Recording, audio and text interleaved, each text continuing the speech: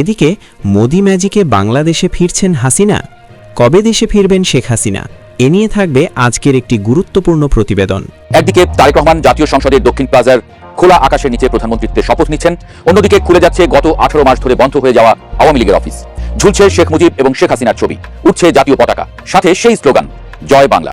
শপথ নিয়েই ভারতে যাচ্ছেন তারেক। হাসিনার উপস্থিতিতে দিল্লিতেই বড় সিদ্ধান্ত। এ নিয়ে থাকবে আজকের একটি গুরুত্বপূর্ণ প্রতিবেদন। কি হতে যাচ্ছে রাষ্ট্রপতির পদ নিয়ে? আমাদের বর্তমান রাষ্ট্রপতি মোহাম্মদ শাহাবুদ্দিন চুপ্পুর মেয়াদ আছে 2028 সালের এপ্রিল পর্যন্ত, এবং সংবিধানের 50 অনুচ্ছেদ অনুযায়ী যেহেতু রাষ্ট্রপতির মেয়াদকাল 5 বছর, সেহেতু ওই পদে কেউ থাকা পর্যন্ত অন্য কোনো ব্যক্তিকে রাষ্ট্রপতি নির্বাচন করার কোনো আইনগত সুযোগ নাই, যদি কিনা তিনি স্বেচ্ছায় স্বীয় পদ থেকে পদত্যাগ না করেন অথবা সংসদের মাধ্যমে তাকে ইমপিচমেন্ট বা অভিশংসন না করা হয়। এদিকে সেনাপ্রধানের ষড়যন্ত্র ফাঁস, হাসিনাকে প্রাণে মারার পরিকল্পনা ছিল ওয়াকারের। নতুন বিএনপি সরকারের আয়ু কতদিন, জনপ্রিয়তায় কি আওয়ামী লীগ ফিরছে কিনা, এই বিষয়টি নিয়ে এই মুহূর্তে কথা বলবো। কারণ আপনারা জানেন 12 ফেব্রুয়ারি নির্বাচন হয়ে গেছে। নির্বাচন পরবর্তী সময়ে মানুষের মনে একটি আলাপ যে বিএনপি সরকার আসলে কতদিন লাস্টিং করবে। এদিকে মোদি ম্যাজিকে বাংলাদেশে ফিরছেন হাসিনা। কবে দেশে ফিরবেন শেখ হাসিনা? বৃহস্পতিবার অথবা শুক্রবার বাংলাদেশে পবিত্র রমজান মাসের সূচনা হবে। তারেক রহমানের নেতৃত্বাধীন বাংলাদেশের নতুন মন্ত্রিসভা এই রমজান মাসে আনাজপাতি এবং নিত্য প্রয়োজনীয় জিনিসপত্রের দাম নিয়ন্ত্রণে রাখার বিষয়ে আলোচনা হলো। বরাবরের মতো এবারও রমজান মাস আসতেই নিত্য প্রয়োজনীয় বহু পণ্যের দাম বাড়তে শুরু করেছে বাংলাদেশে। এবার বিএনপি সরকার এটা নিয়ে পদক্ষেপ নিতে চাইছে। মন্ত্রিসভার প্রথম বৈঠকেই বিএনপির মহাসচিব মির্জা ফখরুল ইসলাম আলমগীর বলেছেন, আমাদের প্রথম কাজ হবে দ্রব্যমূল্যের দাম সহনশীল মাত্রায় ধরে রাখা। কোনোভাবেই যাতে বাড়তি দাম নিতে না পারে ব্যবসায়ীরা, সে ব্যাপারে সরকার উপযুক্ত পদক্ষেপ করবে। তবে যেটা বড় খবর সেটা হলো বাংলাদেশের সরকার পরিচালনা নিয়ে 180 দিনের নকশা তৈরি করে ফেলেছে বিএনপি। দলটির তরফে বলা হচ্ছে কয়েকদিনের মধ্যেই এই বিষয়টি সর্বসামক্ষে প্রকাশ করা হবে। প্রধানমন্ত্রী তারেক রহমানের উপদেষ্টা জাহেদ উর রহমান বুধবার একথা জানিয়ে দিয়েছেন। পাশাপাশি বাংলাদেশের ক্ষমতাচ্যুত প্রধানমন্ত্রী শেখ হাসিনা সহ বাকি আওয়ামী লীগের নেতাদের অপরাধের বিচার কোন পথে হবে সেটাও জানিয়েছেন বাংলাদেশের আইনমন্ত্রী। বাংলাদেশের নতুন আইনমন্ত্রী মোহাম্মদ আসাদুজ্জামান বুধবার তিনি ইঙ্গিতপূর্ণ মন্তব্য করলেন, মানবতা বিরোধী অপরাধের ক্ষেত্রে আইন তার নিজস্ব গতিতে চলবে, আমরা সেভাবেই দেখব। তবে আইনের কোনো অপব্যবহার যদি কোথাও হয়ে থাকে সেটাও দেখা হবে। অর্থাৎ হাসিনা সহ আওয়ামী লীগের নেতাকর্মীদের বিরুদ্ধে যে ভুরি ভুরি অভিযোগ ও মামলা দায়ের হয়েছে মোহাম্মদ ইউনুসের আমলে, তা নতুন করে খতিয়ে দেখা হতে পারে। পাশাপাশি আন্তর্জাতিক অপরাধ ট্রাইব্যুনালে হাসিনার যে বিচার চলছে সেগুলিও খতিয়ে দেখা হতে পারে। তারেকের আইনমন্ত্রী স্পষ্ট জানিয়েছেন, আইনের কোনো অপব্যবহার যদি কোথাও হয়ে থাকে সেটাও দেখা হবে। যদিও নতুন আইনমন্ত্রী আসাদুজ্জামান কার্যত মেনে নিয়েছেন তারেক রহমানের বিএনপি সরকারের উপর বাংলাদেশের জনগণের প্রত্যাশা পাহাড় প্রমাণ। তিনি দাবি করেন তা পূরণের জন্য নিরন্তর কাজ করবেন মন্ত্রিসভার সদস্যরা। ওয়াকিবহল মহলের মতে বিগত অন্তর্কালীন অবস্থাকালীন সরকারের আইন উপদেষ্টা আসিফ নজরুল যেখানে শেখ হাসিনা এবং তাদের দলের নেতাকর্মীদের ফাঁসি কাঠে ঝোলানোর জন্য মুড়িয়া চেষ্টা চালিয়ে যাচ্ছিলেন, তাদের পক্ষে কোনো আইনজীবীকে আদালত কক্ষে দাঁড়াতেই দেওয়া হয়নি বলে অভিযোগ। শেখ হাসিনাও বারবার দাবি করেছিলেন তাকে আত্মপক্ষ সমর্থনের সুযোগ দেওয়া হয়নি। এমনকি ব্রিটেনের প্রাক্তন মন্ত্রী তথা সাংসদ সদস্য টিউলিপ সিদ্দিকিও এই এক দাবি করেছিলেন। তিনি ব্রিটেনের পার্লামেন্টের শৃঙ্খলা রক্ষা কমিটির কাছেও একই দাবি করেছিলেন, যা পরবর্তী সময় ব্রিটেনের পার্লামেন্টও মনে নিয়েছিল। এর ফলে আন্তর্জাতিক মহলে মুখ পুড়েছিল বাংলাদেশের। এমনকি বেশ কয়েকটি আন্তর্জাতিক মানবাধিকার সংস্থাও শেখ হাসিনার বিচার নিয়ে প্রশ্ন তুলেছিল। কিন্তু মোহাম্মদ ইউনুস সরকার কার্যত প্রতিহিংসা পরায়ণ হয়ে একতরফা বিচার চালিয়েছে। সেদিক থেকে বিএনপি সরকার ক্ষমতায় আসার পর প্রথম প্রতিক্রিয়ায় যা বলল সেটা আওয়ামী লীগ এবং শেখ হাসিনার জন্য আশার আলো হতেই পারে। বাংলাদেশের রাজনৈতিক মহলের একাংশের মতে তারেক রহমানকে যেমন মার্কিন চাপের মধ্যে কাজ করতে হচ্ছে, তেমনি ভারতের কূটনৈতিক চালও সামলাতে হচ্ছে। ফলে হাসিনা ইস্যুতে আপাতত ধীরে চলো নীতি নিয়ে চলছেন তারেক। ইতিমধ্যে বাংলাদেশের আন্তর্জাতিক অপরাধ ট্রাইব্যুনাল প্রাক্তন প্রধানমন্ত্রী শেখ হাসিনাকে দোষী সাব্যস্ত করেছে, তাকে মৃত্যুদণ্ড দেওয়া হয়েছে। এই রায় এবং বিচার নিয়ে একাধিক প্রশ্ন উঠেছে আন্তর্জাতিক মহলে, জানিয়ে মোহাম্মদ ইউনুস কোনো হেলদোল দেখাননি। কিন্তু নির্বাচিত সরকারের প্রধানমন্ত্রী হিসেবে তারেক রহমানকে এই বিষয়টি নিয়ে সতর্ক পদক্ষেপ নিতে হবে। হাসিনার পাশে দাঁড়িয়ে ভারত তার অবস্থান ইতিমধ্যেই স্পষ্ট করেছে। সেই সঙ্গে জানিয়ে দিয়েছিল কোনো অনির্বাচিত সরকার নয়, ভারত সরকার যা আলাপ আলোচনা করবে বাংলাদেশে গণতান্ত্রিক পদ্ধতিতে নির্বাচিত সরকারের সঙ্গে। ফলে এবার এই দায়িত্ব পালন করতে হবে তারেক রহমানকে। সেই দিক থেকে বাংলাদেশের নতুন আইনমন্ত্রীর বক্তব্য খুবই তাৎপর্যপূর্ণ। আগামী দিনে হাসিনা যদি বাংলাদেশেও ফিরে যান তাহলেও অবাক হওয়ার কিছু নেই বলেই মনে করছেন ওয়াকিবহল মহলের একাংশ। শপথ নিয়েই ভারতে যাচ্ছেন তারেক, হাসিনার উপস্থিতিতে দিল্লিতেই বড় সিদ্ধান্ত। শপথ গ্রহণ করলেন বাংলাদেশের নবনিযুক্ত প্রধানমন্ত্রী তারেক রহমান। এর মধ্যে একটি বিষয় উঠে এসেছে, তারেক রহমান ভারত সফরে কবে যাচ্ছেন, তারেক রহমান নরেন্দ্র মোদী বৈঠক কবে হচ্ছে। এর কারণ শপথ গ্রহণ অনুষ্ঠানে উপস্থিত ছিলেন ভারতের লোকসভার স্পিকার ওম বিড়লা এবং বিদেশ সচিব বিক্রম মিশ্রি। তারেক রহমান প্রধানমন্ত্রী হওয়ার পর একান্ত সাক্ষাৎকারে ভারতের প্রধানমন্ত্রী নরেন্দ্র মোদীর লেখা আরও এক দফা চিঠি হস্তান্তর হয় ভারতীয় প্রতিনিধির মাধ্যমে। যখন ভারতের প্রধানমন্ত্রী তারেক রহমানকে আমন্ত্রণ জানান ভারত সফরে, তখন প্রশ্নটা উঠছে যে কবে সফরে যাবেন তারেক। প্রথম সফর কি তার ভারত হবে? এর আগেও ভারতের প্রধানমন্ত্রী তারেক রহমানকে চিঠি পাঠিয়েছিলেন বেগম খালেদা জিয়ার অন্ত্যেষ্টিতে। তখন বিদেশমন্ত্রী এস জয়শঙ্কর ভারতের হয়ে প্রতিনিধিত্ব করেছিলেন। তার হাত দিয়েই নরেন্দ্র মোদী চিঠি পাঠিয়েছিলেন তারেক রহমানের উদ্দেশ্যে। মাত্র কয়েক দিনের ব্যবধানে ফের আরও একটি চিঠি এলো আমন্ত্রণের। ফলে প্রশ্নটা উঠছে কবে ভারত সফরে যাচ্ছেন তারেক রহমান। তবে কি খুব দ্রুত শেখ হাসিনা ফিরতে চলেছেন? কারণ মনে করা হচ্ছে বিএনপির তরফে আবেদন করা হবে শেখ হাসিনার প্রত্যর্পণের। আর যদি তারেক ভারতে যান তাহলে হাসিনার উপস্থিতিতেই দিল্লি তার দেশে ফেরার সিদ্ধান্ত চূড়ান্ত করতে পারে। কারণ এর আগেও শেখ হাসিনার জীবনে এমন ঘটনা ঘটেছে। তারেক রহমান যে খুব তাড়াতাড়ি ভারতে যাচ্ছেন সেটা মোটামুটি পরিষ্কার। প্রধানমন্ত্রী তারেক রহমান ও তার পরিবারকে ভারত সফরের আমন্ত্রণ জানিয়েছেন মোদী। ভারতের প্রধানমন্ত্রী বাংলাদেশের নবনির্বাচিত প্রধানমন্ত্রীকে ভারত সফরের জন্য ভারত সরকারের পক্ষ থেকে আমন্ত্রণ জানিয়েছে। আমন্ত্রণে তারেক রহমানের স্ত্রী ডক্টর জুবাইদি রহমান ও কন্যা জাইমা রহমানের কথাও উল্লেখ রয়েছে। এই চিঠিতে মোদী লেখেন, ভারতে আপনাকে আন্তরিক স্বাগত জানাতে আমরা প্রস্তুত। তিনি সদ্য সমাপ্ত জাতীয় সংসদ নির্বাচনে বিএনপির বিজয় এবং তারেক রহমানের প্রধানমন্ত্রী হিসাবে নিয়োগ হওয়ায় অভিনন্দন জানিয়েছেন। ভারতের প্রধানমন্ত্রী লেখেন, আপনি যখন গুরুত্বপূর্ণ দায়িত্ব গ্রহণ করছেন তখন আপনার সাফল্য কামনা করি। এই বিজয় বাংলাদেশের জনগণের আস্থা ও বিশ্বাসের প্রতিফলন এবং শান্তি ও স্থিতিশীলতা সমৃদ্ধির পথে দেশকে এগিয়ে দেওয়ার জন্য এটা বহিঃপ্রকাশ। দুই ঘনিষ্ঠ প্রতিবেশী হিসাবে ভারত বাংলাদেশের সম্পর্ক ইতিহাস, সাংস্কৃতিক বন্ধন ও শান্তি সমৃদ্ধির ভিত্তিতে গড়ে ওঠে। এমনকি তিনি দুই দেশের উন্নয়ন ও অগ্রাধিকারের কথাও উল্লেখ করেন। প্রধানমন্ত্রী নতুন সরকারের সঙ্গে যোগাযোগ, বাণিজ্য, প্রযুক্তি, শিক্ষা, জ্বালানি, স্বাস্থ্যসেবা এবং জনগণের সঙ্গে জনগণের আদান প্রদানের ক্ষেত্রে ঘনিষ্ঠভাবে কাজ করার জন্য প্রস্তুতি ব্যক্ত করেন। তিনি লেখেন, একে অপরের টেকসই উন্নয়নের অনুঘটক হতে পারে। এর আগে অন্তর্বর্তীকালীন সরকারের প্রধান উপদেষ্টা মোহাম্মদ ইউনুস বারবার ভারতের প্রধানমন্ত্রীর সঙ্গে সাক্ষাৎকার করতে চাইছিলেন, কিন্তু কোনো সময় দেননি নরেন্দ্র মোদী। তবে একটি সাইড লাইনে বৈঠক হয়েছে নরেন্দ্র মোদীর সঙ্গে মোহাম্মদ ইউনুসের। অন্যদিকে মোহাম্মদ ইউনুসের তরফে অনুরোধ করা হয়েছিল যেন শেখ হাসিনা কোনো কথা না বলেন বাংলাদেশ প্রসঙ্গে, কিন্তু ভারতের প্রধানমন্ত্রী সেটা মানেননি। অর্থাৎ মোহাম্মদ ইউনুসকে কোনোভাবেই মান্যতা দেয়নি ভারত। এর আগে ১৯৭৫ সালে বঙ্গবন্ধুর হত্যাকাণ্ডের পর পট পরিবর্তনের পর জিয়াউর রহমান যখন রাষ্ট্রপতি হিসাবে দেশ শাসনের ভার হাতে নেন, তখন শেখ হাসিনা ও তার বোন শেখ রেহানা ভারতে আশ্রয় থাকার সময়ে জিয়াউর রহমান ভারত সফর করেছিলেন। দেশের তৎকালীন প্রধানমন্ত্রী ইন্দিরা গান্ধীর সঙ্গে তার বৈঠক হয়। সেই বৈঠকে হাসিনার দেশে ফেরার সম্পর্কে আলোচনা হয়েছিল, যদিও সেগুলি তখন প্রকাশিত হয়নি। তারপরেই জিয়াউর রহমানের আমলে শেখ হাসিনা এবং শেখ রেহানা বাংলাদেশে পা রাখেন। সালটা ছিল ১৯৮১, যখন জিয়াউর রহমান শাসন ক্ষমতায় ছিলেন। এবার তার পুত্র তারেক রহমান শাসন ক্ষমতায়। এবারও শেখ হাসিনা দেশের বাইরে, এমনকি ভারতেই অবস্থান করছেন। কেউ কেউ বলছেন ইতিহাস ফিরে আসে, আর শেখ হাসিনার জীবনে সেটা জ্বলন্ত উদাহরণ। অনেকে বলছেন তারেক রহমান ভারত সফর করার পর শেখ হাসিনা যদি বাংলাদেশে ফেরেন তাহলে অবাক হওয়ার কিছু থাকবে না। সেটা দুটি ভিত্তিতে হতে পারে। একটি হলো শেখ হাসিনাকে তারেক রহমান ফেরত চাইলেন বিচারের মুখোমুখি দাঁড় করানোর জন্য।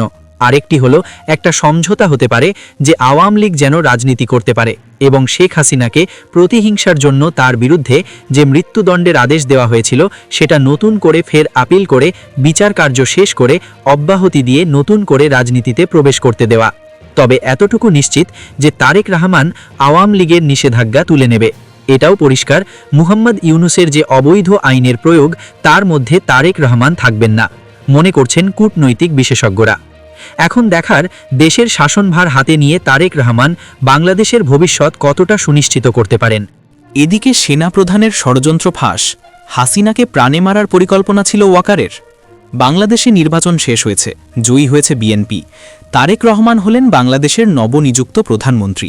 এরপর প্রতিবেশী দেশ ভারতের সঙ্গে কেমন সম্পর্ক হবে বাংলাদেশের, এর দিকেই তাকিয়ে রয়েছে অনেকে। তবে বাংলাদেশে নির্বাচন শেষে সবথেকে বড় বিষয় হয়ে উঠেছেন শেখ হাসিনা, পাশাপাশি সেনাপ্রধান জেনারেল ওয়াকারুজ্জামান। কারণ শেখ হাসিনার সরকারের পতনের 1.5 বছর পরও অনেকে সেনাপ্রধানকে নিয়ে চর্চা করতে ছাড়ছেন না। তার কারণ অনেকেই বলে থাকে হাসিনাকে দেশ ছাড়া করার পিছনে ওয়াকারের ভূমিকা রয়েছে। অনেকে আবার বলেন দেশ ছাড়া করার পরিকল্পনা ছিল না ওয়াকারের, শেখ হাসিনাকে প্রাণে মেরে ফেলার পরিকল্পনা ছিল। কিন্তু আদতে কোনটা সত্যি? 2024 সালের 5ই অগস্ট শেখ হাসিনা সরকারের পতনের পর ভারতের আশ্রয়ে রয়েছেন তিনি। কিন্তু ভারতে থেকেও দলীয় নেতা কর্মীদের সঙ্গে যোগাযোগ রেখে চলেছেন শেখ হাসিনা। একাধিক অডিও বার্তা দিয়েছেন, যার মাধ্যমে তার দলকে সতেজ রেখেছেন হাসিনা। এর মধ্যে অত্যন্ত গুরুত্বপূর্ণ একটি অডিও বার্তা, যেটা শেখ হাসিনা একই রকমভাবে তার দলের নেতাকর্মীদের দিয়েছেন। পাশাপাশি দেশবাসীর জন্যও সেই বার্তা রয়েছে, যেটা ইতিমধ্যেই ভাইরাল হয়েছে। যে অডিও ক্লিপ 2025-এর 18ই জুলাইয়ের। এনসিপির মার্চ টু গোপালগঞ্জ নিয়ে কথা বলতে শোনা যায় শেখ হাসিনাকে। এই ঘটনায় সেনার গুলিতে 5 জনের মৃত্যু হয়। এমনকি এই ঘটনার পর 6000 মামলা দেওয়া হয় গোপালগঞ্জবাসীকে। সেই ঘটনার পর গ্রেপ্তারও করা হয় অনেককেই। আর এই অডিও বার্তাতে শেখ হাসিনা বলছেন গোপালগঞ্জের ঘটনা নিয়ে তার কাছে জবাবদিহি করেছেন ওয়াকার। তাহলে কি ওয়াকার এখনও পর্যন্ত শেখ হাসিনার সঙ্গে আগের যেমন বিশ্বস্ত সম্পর্ক ছিল সেই সম্পর্ক তিনি ধরে রেখেছেন, নাকি এর পিছনে অন্য কোনো রহস্য রয়েছে? সেদিন গোপালগঞ্জে ঠিক কী হয়েছিল? জানা যায় এনসিপি নেতারা গোপালগঞ্জে একটি কর্মসূচি করে, কিন্তু গোপালগঞ্জের সাধারণ মানুষ এবং আওয়ামী লীগ সমর্থকরা সেটা মানতে পারেনি। তাদের ওপর আক্রমণ হলে প্রতিহত করে গোপালগঞ্জের মানুষ। পরিস্থিতি উত্তপ্ত হয়ে ওঠে। এনসিপি নেতাদের বাঁচাতে সেনা আসরে নামে। সাধারণ মানুষের ওপর গুলি চালায় সেনা। সেই সময় ভাঙচুরের ঘটনা ঘটে, এমনকি অগ্নিসংযোগের মতো ঘটনাও ঘটে। শেখ হাসিনার যে অডিও বার্তাটি ভাইরাল হয়েছে তার ভিত্তিতে বোঝা যাচ্ছে ক্ষমতাচ্যুত হওয়ার পরও শেখ হাসিনার সঙ্গে সেনাপ্রধানের নিয়মিত যোগাযোগ ছিল, অন্তত 2025-এর জুলাই পর্যন্ত। তাহলে প্রশ্ন, এখনও কি শেখ হাসিনার সঙ্গে যোগাযোগ রয়েছে ওয়াকারের? এখনও কি ওয়াকারুজ্জামান নিয়মিত জবাবদিহি করছেন শেখ হাসিনাকে? বাংলাদেশের বর্তমান পরিস্থিতি নিয়ে কি শেখ হাসিনা জবাবদিহি চাইছেন সেনাপ্রধানের থেকে? ইতিমধ্যেই বাংলাদেশে ফের ক্ষমতা বদল হলো। নতুন সরকারে বিএনপি। তারেক রহমান হলেন দেশের প্রধানমন্ত্রী। এই সমস্ত ঘটনা কি শেখ হাসিনার কাছে পৌঁছে দিয়েছেন ওয়াকার? ওই অডিওতে শেখ হাসিনা বলছেন তিনি ওয়াকারকে প্রশ্ন করেছিলেন কেন গোপালগঞ্জের ঘটনা ঘটল, কার কি উদ্দেশ্য।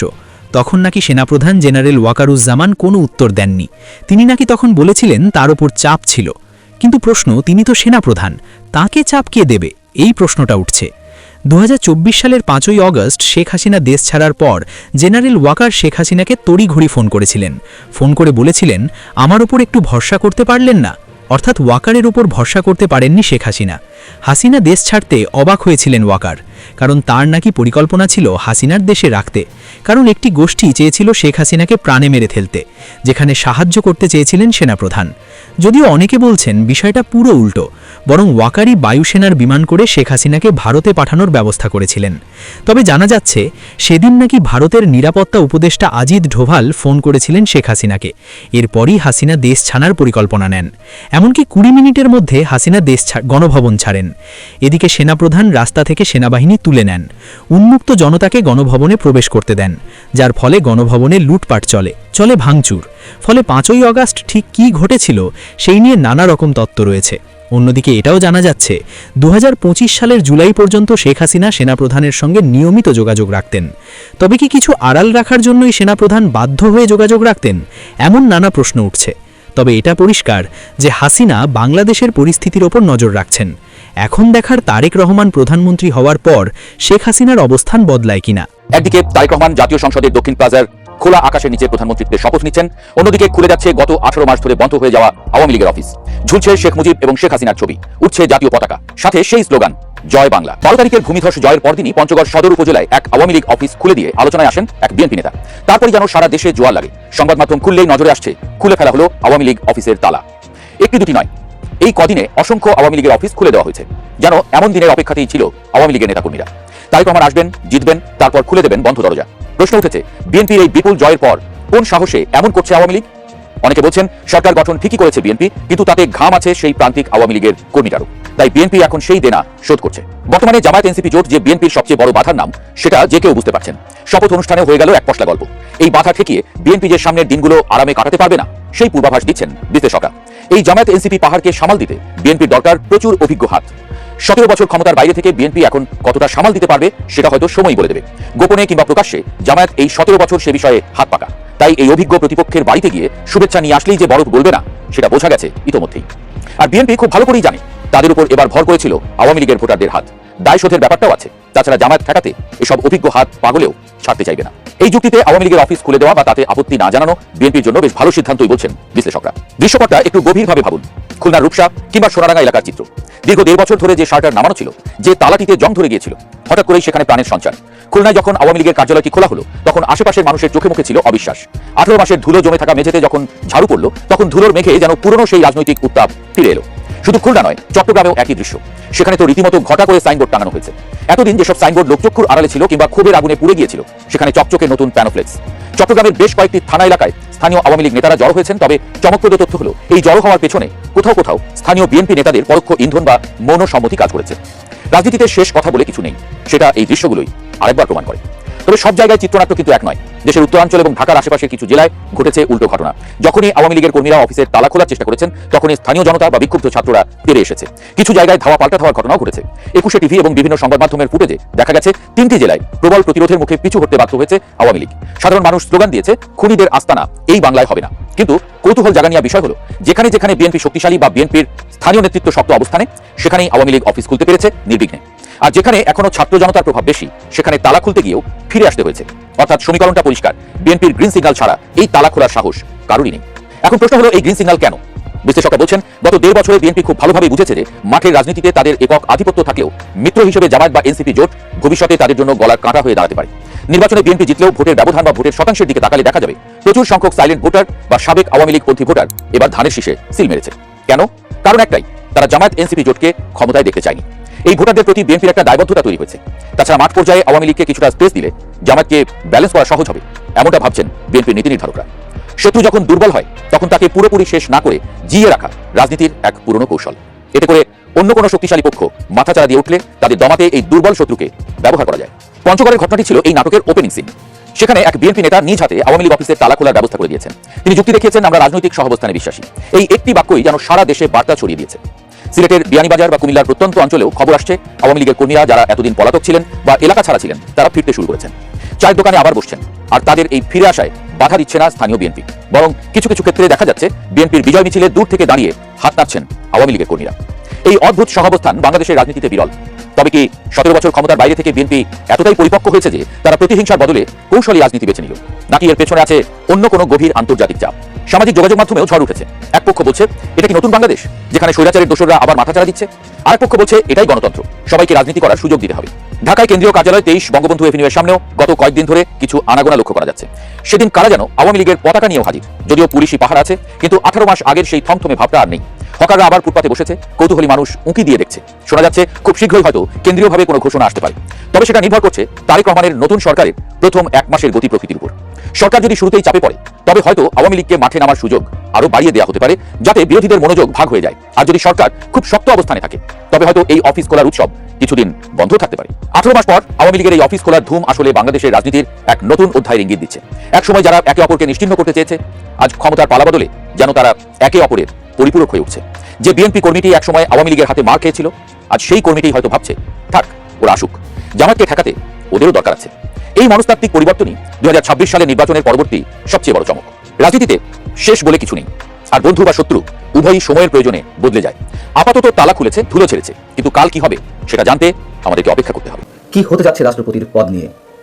আমাদের বর্তমান রাষ্ট্রপতি মোহাম্মদ শাহাবুদ্দিন চুপ্পুর মেয়াদ আছে 2028 সালের এপ্রিল পর্যন্ত, এবং সংবিধানের 50 অনুচ্ছেদ অনুযায়ী যেহেতু রাষ্ট্রপতির মেয়াদকাল 5 বছর, সেহেতু ওই পদে কেউ থাকা পর্যন্ত অন্য কোনো ব্যক্তিকে রাষ্ট্রপতি নির্বাচন করার কোনো আইনগত সুযোগ নাই, যদি কিনা তিনি স্বেচ্ছায় সেই পদ থেকে পদত্যাগ না করেন অথবা সংসদের মাধ্যমে তাকে ইমপিচমেন্ট বা অভিশংসন না করা হয়।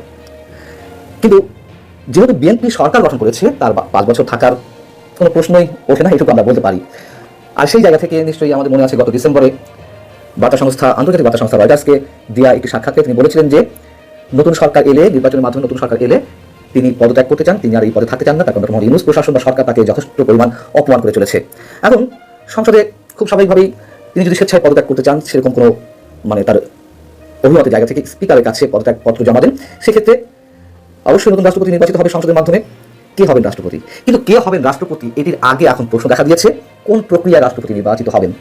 যেহেতু সংসদ সদস্যদের মতামতের ভিত্তিতে যদি একাধিক ব্যক্তি এই পদে থাকেন প্রতিদ্বন্দ্বিতা করার মতন, এখন প্রশ্ন হচ্ছে যে কোন প্রক্রিয়ায় রাষ্ট্রপতি নির্বাচন করা হবে। আমরা জানি যে বর্তমান সংবিধান অনুযায়ী সংসদ সদস্যদের সংখ্যাগরিষ্ঠতার, এখন প্রশ্ন হচ্ছে কোন প্রক্রিয়ায় রাষ্ট্রপতি নির্বাচন করা হবে। বর্তমান সংবিধান অনুযায়ী খুব স্বাভাবিকভাবেই সংসদ সদস্যদের ভোটে নির্বাচিত হবেন রাষ্ট্রপতি যদি একাধিক ব্যক্তির নাম প্রস্তাব আকারে এই পদে আসে, আর যদি একজনই থাকে তাহলে তিনি বিনা প্রতিদ্বন্দ্বিতায় নির্বাচিত হবেন। কিন্তু যে জুলাই সনদ অনুযায়ী বিতর্কটা এর মধ্যে উঠেছে যে বর্তমান সংসদ সদস্যরা কি সংবিধান সংস্কার পরিষদের সদস্য হিসেবে শপথ নেবেন কিনা। জামাত এবং এনসিপি সদস্যরা শপথ নিয়েছেন, দুটি শপথ নিয়েছেন, কিন্তু বিএনপি একটি শপথ নিয়েছে। কিন্তু প্রশ্ন হচ্ছে কোন প্রক্রিয়ায় রাষ্ট্রপতি নির্বাচন করা হবে। বর্তমান সংবিধান অনুযায়ী সংসদ সদস্যদের সংখ্যাগরিষ্ঠ ভোটেই রাষ্ট্রপতি নির্বাচিত হবেন যদি কিনা একাধিক ব্যক্তি এই পদে প্রতিদ্বন্দ্বিতা করেন, আর যদি একজনই থাকে তিনি বিনা প্রতিদ্বন্দ্বিতায় হয়ে যাবেন।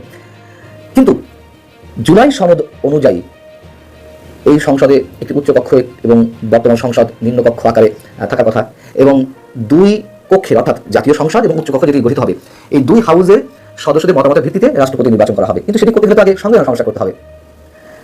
এখন এটি নিয়ে তো তুমুল বিতর্ক চলছে, এক ধরনের প্রতিযোগিতা শুরুই হয়ে গেছে। বিএনপিকে মুনাফিক বলা হচ্ছে, আর বিএনপি বলছে যে না, সংবিধান সংস্কার পরিষদের সদস্য হিসেবে শপথ নেওয়ার কোনো সুযোগ নেই, সংবিধান সংস্কার করা যেতেই পারে, সেটাতে সংখ্যাগরিষ্ঠতার ভিত্তিতে এটি করার সুযোগ রয়েছে।